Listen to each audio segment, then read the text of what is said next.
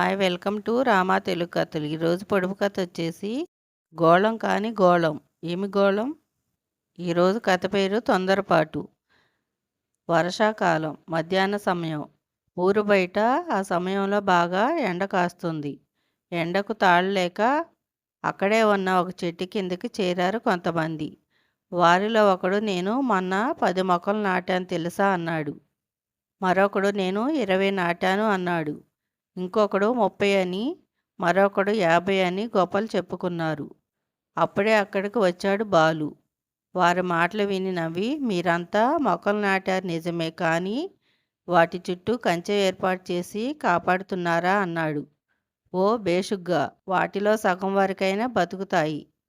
అసలు మొక్కలు నాటని దానికంటే కొన్ని మొక్కలైనా మన వంతు నాటింది నయం కదా.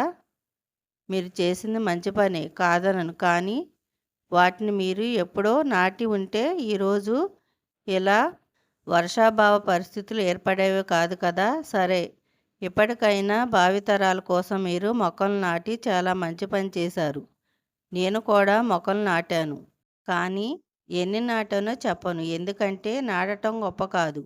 అవి వృక్షాలుగా ఎదిగి 10 మందికి ఉపయోగపడినప్పుడే మన శ్రమ సార్థకమైనట్లుగా భావించాలి అన్నాడు బాలు.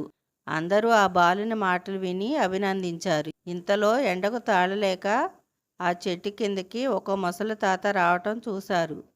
బాబూ, ఈ ముసలి తాత ఒక్క మొక్క కూడా నాటినట్లు లేదు. ఈయన నీ వయసులో ఉన్నప్పుడు మొక్కలు నాటి ఉంటే మనకు ఈ పర్యావరణ సమస్య ఏర్పడేది కాదు కదా అన్నారు ఎగతాళి చేస్తూ. అయ్యో, మీరు తొందరపడి ఎగతాళి చేస్తున్నారు. ఆయన మా తాతగారు. మీరిప్పుడు నిల్చున్నది ఆయన నాటిన చెట్టు నీడలోనే. మొక్కలు నాటాలని అందరికీ ఆయన చిన్నప్పటి నుంచి చెబుతూనే ఉన్నారు, కానీ ఎవరూ పట్టించుకోలేదు. అందుకే మనకు పర్యావరణ సమస్యలు ఎదురవుతున్నాయి అన్నాడు బాలు.